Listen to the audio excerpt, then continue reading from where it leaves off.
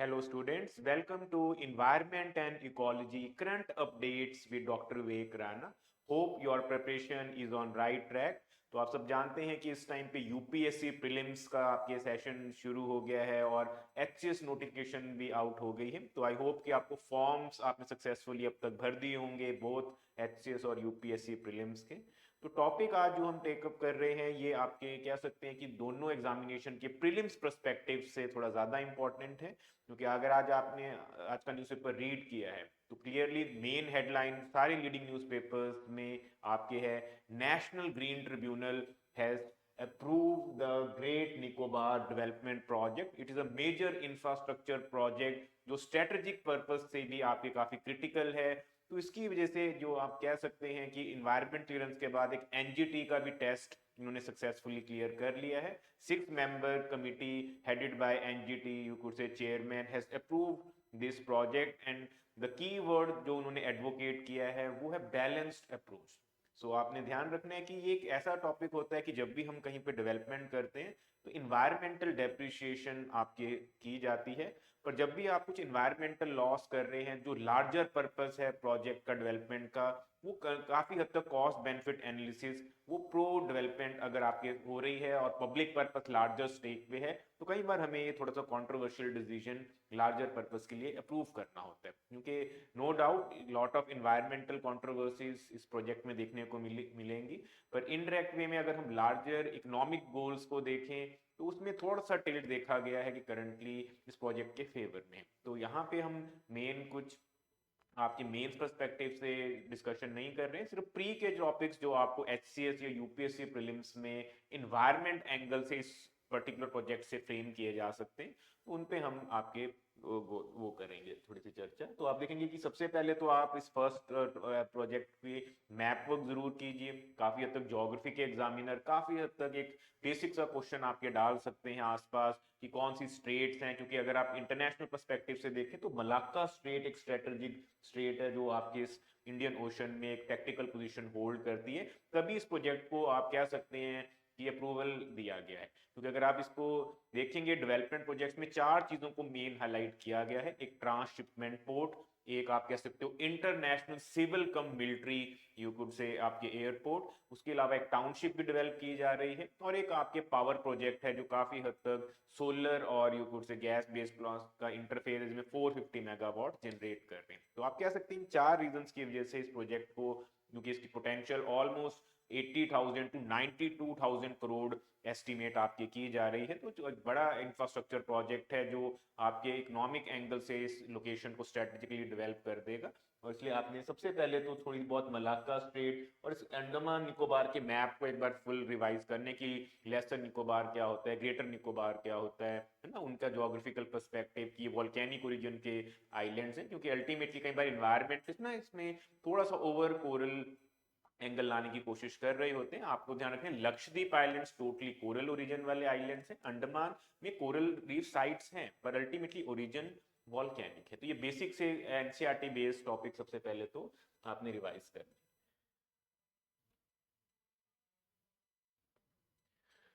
फिर देखिए इसमें जो की पॉइंट आता है जहां से आपकी कंट्रोवर्सी थोड़ी सी इग्नाइट आपकी की जाती है कि इस टाइम पे देखिए जो अंडमान निकोबार है ये एक ट्रॉपिकल एवरग्रीन रेन फॉरेस्ट वाला इकोसिस्टम है, और आप वैसे भी जानते हैं कि कहीं पे भी एवरग्रीन रेन फॉरेस्ट हो तो वहाँ पे बायोडाइवर्सिटी की रिचनेस काफी इमेंस होती है। और एज अ डेवलपिंग कंट्री और हम अपने आप को एक क्लाइमेट लीडर की तरह अगर जब प्रेजेंट कर रहे हैं तो एक मॉरल रिस्पॉन्सिबिलिटी एडिशनल आपके ऊपर आ जाती है कि जब भी आप डेवलपमेंट करें कम से कम कुछ इकोलॉजिकल बायोडाइवर्सिटी हॉटस्पॉट्स को आपको थोड़ा सा एक्स्ट्रा सेंसिटिव होकर प्रोटेक्ट करना होता है। उसके लिए बहुत सारी लेजिस्लेशन होती है, कोस्टल रेगुलेशन जोन है, इको सेंसिटिव जोन्स को हमने डिफाइन कर रखा होता है, तो आपको एक बैलेंस्ड वे में उन एरियाज को आइडेंटिफाई करना होता है। तो इस टाइम पे सबसे क्रिटिकल जो लोकेशन आपके होती है इन सिटू आपके कंजर्वेशन पॉइंट ऑफ व्यू, तो वो बायोस्फीयर रिजर्व और नेशनल पार्क्स होते हैं। तो यहाँ पे अगर आप मैप को थोड़ा सा डीप देखेंगे तो आपको यहाँ पे गैल्थिया और कैम्बल बे नेशनल पार्क्स विजिबल हैं, और भी वैसे तो मेजर नेशनल पार्क्स होते हैं, पर करंट प्रोजेक्ट के पर्सपेक्टिव में आपको ये दो चीजें मिनिमल एक्सपेक्ट आपके की जा रही हैं।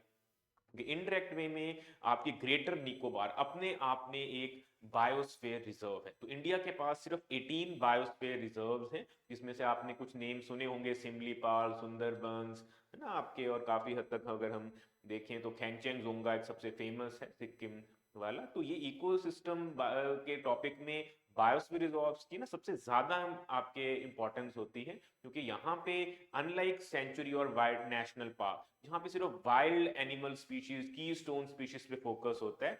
बायोस्फीयर रिजर्व प्रोग्राम जो आपकी यूनेस्को के एमएबी ने लॉन्च किया था, उनका मानना है कि आप सिर्फ एक एनिमल स्पीशीज पे ज्यादा फोकस करने की बजाय पूरे इकोसिस्टम को प्रिजर्व कीजिए। तो इकोसिस्टम ओरिएंटेशन की वजह से one of the best practices for environmental conservation हमेशा बायोस्फीयर रिजर्व को एडवोकेट किया जाता है। तो पर आप देखेंगे कि जो ये प्रोजेक्ट हम बात कर रहे हैं, ये ओवरलैप डायरेक्टली नहीं कर रहा है बायोस्फीयर रिजर्व से, क्योंकि अगर आप ये देखें जो ग्रीन, डार्क ग्रीन में एरिया आपको दिख रहे हैं, ये मेनली आपके बायोस्फीयर रिजर्व जिसकी हम बात कर रहे हैं नेशनल पार्क्स को रिप्रेजेंट कर रहे हैं। और जो करंट प्रोजेक्ट है ये आपके टिपिकली उससे आउटसाइड द पेरिफेरी है आपकी, है ना। वो अलग बात है कि अंडमान का तो ऑलमोस्ट सारा एरिया इको सेंसिटिव आप कह सकते हैं, और कुछ ना कुछ हैबिटेट में कोई ना कोई एनिमल स्पीशीज ओवरलैप जरूर करेगी। और मेन है कि थोड़े ट्राइबल एंगल से भी देखें, क्योंकि ओवरऑल इस प्रोजेक्ट की अगर हम देखें 166 किलोमीटर का ये डेवलपमेंट मेजर इंफ्रास्ट्रक्चर प्रोजेक्ट बन रहा है। उसमें से आप कह सकते हैं कि रफली 144 किलोमीटर तो फॉरेस्ट एरिया है, तो ऑलमोस्ट आपको 1 मिलियन ट्रीज सेक्रीफाइस करने पड़ेंगे। और उसके अलावा 50 किलोमीटर रफली आप कह सकते हैं कुछ ट्राइबल एरिया जो सेंटिनलीज और शॉम्पन ट्राइब्स हैं उनके पर्सपेक्टिव में भी है। तो इसकी वजह से आपके रिहेबिलिटेशन में कुछ चैलेंजेस डेफिनेटली आपके आएंगे, और इन्वायरमेंटल लॉस को हम अंडर एस्टिमेट नहीं कर सकते, क्योंकि जब भी आप किसी ट्रीज की लार्ज स्केल डिफॉरेस्टेशन करते हैं तो बहुत सारे डायरेक्टली या इनडायरेक्टली कुछ एनिमल स्पीशीज के हैबिटेट डिस्ट्रॉय आपके हो जाते हैं। पर क्योंकि आपने देखा कि मिलिट्री और स्ट्रेटेजिक पर्पस आपके रीजन कोट किया जा रहा है, जिसकी वजह से एनजीटी और इन्वायरमेंट मिनिस्ट्री ने इस प्रोजेक्ट को ग्रीन सिग्नल दिया है, तो अभी के लिए हमें उसको आपके एक्सेप्ट करना होगा। तो इसलिए आप जब भी इस प्रोजेक्ट को देखें तो आपने थोड़ा सा केयरफुल होना है इसके मैप वर्क पे कि ultimately national park, biosphere reserve exact कौन से हैं, और अल्टीमेटली ये प्रोजेक्ट इस वाली आपके पेरिफेरी पे। ठीक है, उसके बाद आपको थोड़ा सा मेन फोकस फैक्चुअल एंगल से करना है, जो आपके क्लास नोट्स में हमने डिक्टेट कराया होता है, या फिर अगर आपने क्लास नहीं भी लगाई, आप डायरेक्ट इस वीडियो को देख रहे हैं, तो आप मेक श्योर कीजिए कि 18 के 18 बायोस्फीयर रिजर्व्स के पहले तो नेम और रीजन को एक रिवाइज कीजिए। उसके अलावा ना बायोस्फीयर रिजर्व में एक एंडेमिक स्पीशीज टॉपिक होता है जिसको थोड़ा सा आपने डीपली प्रिपेयर करना होता है। तो उस एंडेमिक स्पीशीज में कुछ लोकल स्पीशीज होते हैं जो ग्लोबली और कहीं पे नहीं मिल रहे होते, तो उनकी प्रोटेक्शन एक फिर से मॉरल ऑब्लिगेशन बन जाती है कि कंजर्वेशन पॉइंट ऑफ व्यू उनका ओनली हैबिटेट है, ना तो उनको रीलोकेट कर सकते हैं, तो प्रेफरेबली उन इकोसिस्टम्स को हमें आपके जैसे हैं उसी हाल में छोड़ देना चाहिए, और वहाँ पे कुछ एक्स्ट्रा डेवलपमेंट प्रोजेक्ट्स को केयरफुली ही मॉनिटर करके अलाउ करना चाहिए। तो उस एंगल से फिर आपने ध्यान रखना है कि एक बायोस्फीयर रिजर्व टॉपिक में हमने देखा था कि यहाँ पे सॉल्ट वाटर क्रोकोडाइल एक सबसे मेन स्पीशीज होती है, क्योंकि एक टाइम पे इंडिया ने प्रोजेक्ट क्रोकोडाइल, जैसे आप सुनते हैं प्रोजेक्ट लॉयन टाइगर एलिफेंट, वैसे ग्रैंड स्केल पे 1970s में लॉन्च किया था, और ये एक इंपॉर्टेंट लोकेशन रही थी जहाँ पे एक लार्ज क्रोकोडाइल स्पीशीज को कंजर्व किया गया, क्योंकि क्रोकोडाइल भी अपने आप में fresh water crocodile, salt water crocodile, फिर हम एलिगेटर्स जो घड़ियाल है उसको आपके आपके कवर कर सकते हैं। उसके अलावा यहाँ पे जो एवरग्रीन रेन फॉरेस्ट है उससे आपको एज यूजुअल सारे उनके फ्लोरा फोना को एक बार रिवाइज जरूर करना है। तो यहाँ पे अब हम आपके फोकस किस पे कर रहे हैं, जो प्रीलिम्स पॉइंट ऑफ व्यू आप देखोगे कि हर बार एक आधी स्पीशीज यूपीएससी हर डाल देता है जो कई बार हमने इतनी ज्यादा नहीं सुनी होती। तो आपको जब भी ऐसा कोई प्रोजेक्ट, स्पेशली इन्वायरमेंटल प्रोजेक्ट जहाँ पे डेवलपमेंट वर्सेस आप कह सकते हैं कि इन्वायरमेंट कंजर्वेशन की डिबेट चल रही हो, तो वहां पे डेवलपमेंट पर्सपेक्टिव को तो रेयरली पूछा जाता है, पर जो इन्वायरमेंट कंजर्वेशन में फ्लोरा एंड फौना एंगल होता है उस पर वो कई बार इन डेप्थ क्वेश्चन भी डाल देते हैं। स्पेशली वो आपसे पूछ सकते हैं कि उनका IUCN कंजर्वेशन स्टेटस क्या है, उनकी कुछ यूनिकनेस क्या है, या फिर पर्टिकुलर एनिमल जिससे ये प्रोजेक्ट लाइमलाइट में आ रहा है वो आपके उसके बेसिक आपकी क्लासिफिकेशन क्या है। तो आपके नेक्स्ट स्लाइड हमारे लिए थोड़ी ज्यादा इंपॉर्टेंट है। तो आप देखेंगे इस प्रोजेक्ट में जैसे मैंने हाईलाइट किया कि काफ़ी स्ट्रेटेजिक प्रोजेक्ट है, क्लोज टू आपके लोकेशंस है, और पोटेंशियल तो देखिए डेफिनेटली है, क्योंकि हम जैसे मालदीव्स, मॉरिशियस को कहते हैं कि आइलैंड कंट्रीज इतनी रेवेन्यू टूरिज्म एंगल से जनरेट कर रही हैं, तो जब आप यहाँ पे इंफ्रास्ट्रक्चर प्रोजेक्ट्स बनाओगे, आप कनेक्टिविटी के प्रॉपर इश्यूज दोगे, इलेक्ट्रिसिटी होगी, तो काफ़ी हद तक रीजन की डेवलपमेंट और लोकल पॉपुलेशन की डेवलपमेंट डेफिनेटली होगी।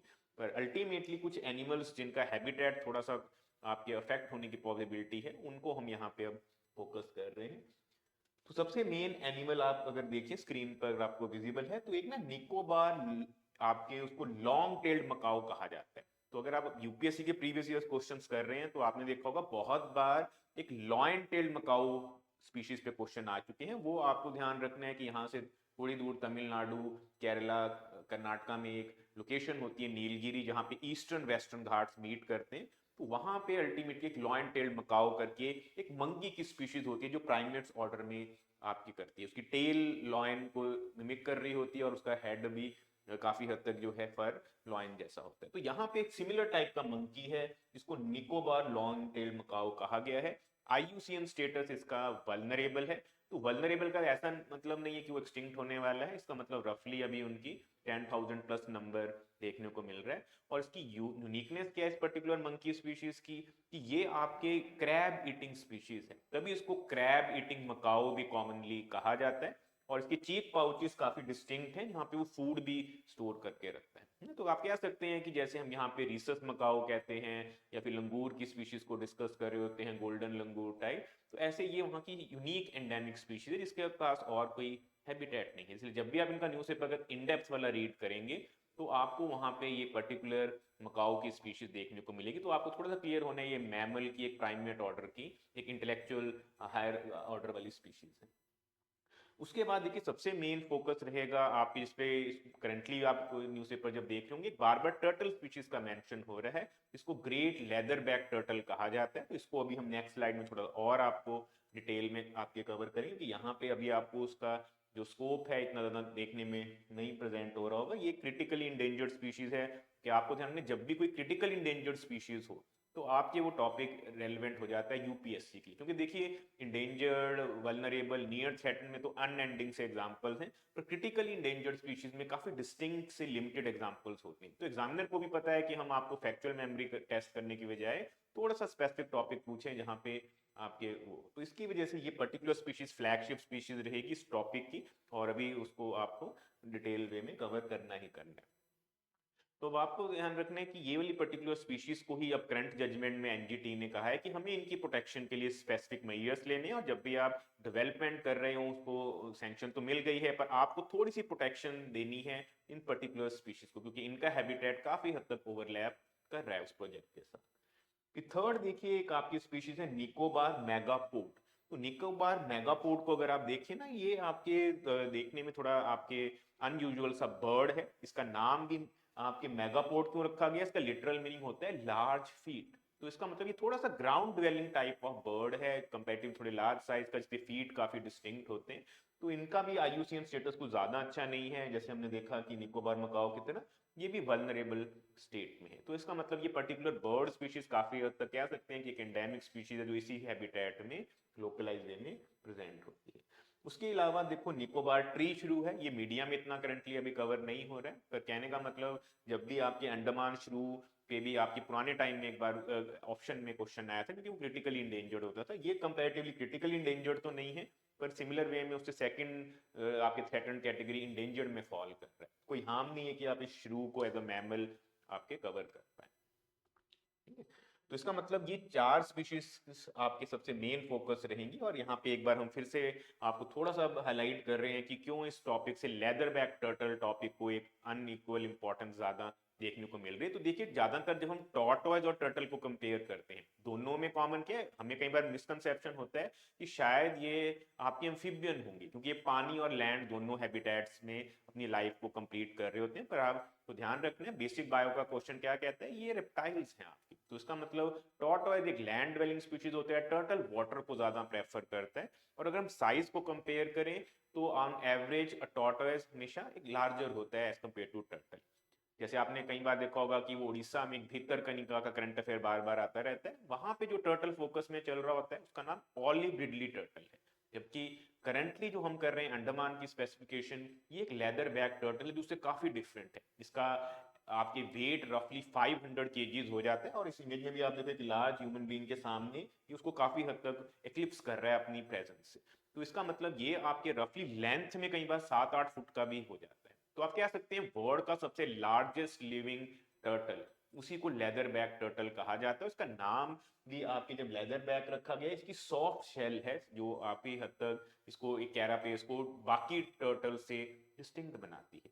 तो इसका मतलब आप कह सकते हैं कि जो ऑलिविडी टर्टल था वो तो हमारे प्रोजेक्ट ऑलिव के थ्रू, कोस्ट गार्ड की हेल्प के थ्रू हमने देखा कि काफी डेवलपमेंट प्रोजेक्ट्स को हमने सेक्रीफाइस किया उसकी पॉपुलेशन को रिवाइव करने के लिए। करंटली वो इंडेंजर्ड से वल्नरेबल पे आ गया। पर ये पर्टिकुलर टर्टल स्पीशीज में हमारा प्रोग्रेस कुछ खास नहीं है। ये क्रिटिकली इंडेंजर्ड स्पीशीज है जो मोर और लेस लार्ज साइज का ज्यादा देर हमारी आपकी सिविलाइजेशन उसको नहीं प्रिजर्व कर पाएगी। तो उस एंगल से सबसे मेन फोकस स्पीशीज करंट आपके टॉपिक में जब हम ग्रेट निकोबार प्रोजेक्ट कर रहे हैं तो लेदर बैक टर्टल बन जाता है। इसलिए आप अगर ऐसा कोई क्वेश्चन आया जहां पे olive ridley leatherback turtle दिखता है, तो इसका मतलब वो एग्जामिनर ने आपको करंट पर्सपेक्टिव से थोड़ा टेस्ट करने की कोशिश आपके की है, क्योंकि इनडायरेक्ट वे में जब भी ऐसे प्रोजेक्ट्स न्यूज में होते हैं वहां की बायोडाइवर्सिटी की इंपॉर्टेंस थोड़ी सी और ओवर एम्फेसाइज की जाती है, ताकि थोड़ी अवेयरनेस पॉइंट ऑफ व्यू से आपको पता, और घूम फिर के वो थोड़ा सेंसिटाइज भी करना चाहते हैं कि जब भी ऐसे प्रोजेक्ट्स आपको भी फ्यूचर में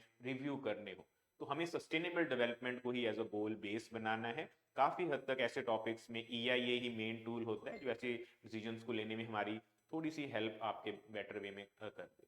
ठीक है, तो आई होप आपको एक थोड़ा बहुत ओवरव्यू मिला कि हमें कौन कौन से टॉपिक्स एनवायरनमेंट पर्सपेक्टिव से इस करंट ग्रेट निकोबार प्रोजेक्ट पे आपके कवर करने हैं। कोई भी डिफिकल्टी हो तो आप कनेक्ट कर सकते हैं, क्योंकि अब ये एक एक दिन आपका जो यहाँ से अब शुरू होता है वो काफ़ी क्रूशियल रहेगा प्रीलिम्स एग्जामिनेशन स्टेज के लिए। और आप में से कुछ जो PCS मेंस भी दे रहे हैं तो उनको भी आपके थोड़ा सा इसको एज अ एग्जाम्पल यूज कर सकते हैं जब भी वो आपको as a topic NGT activism कहें, या फिर आपको कहें कि इंडिया का डेवलपमेंट जब भी करनी है तो थोड़े से इन्वायरमेंटल कंसर्न्स हमें एड्रेस करने होते हैं, तो उसके लिए भी रॉ मटेरियल फॉर्डर आपको इस आर्टिकल से मिल सकता है। ठीक है, so I hope this session was useful one. Wishing you best of luck for upcoming examination. Thank you very much.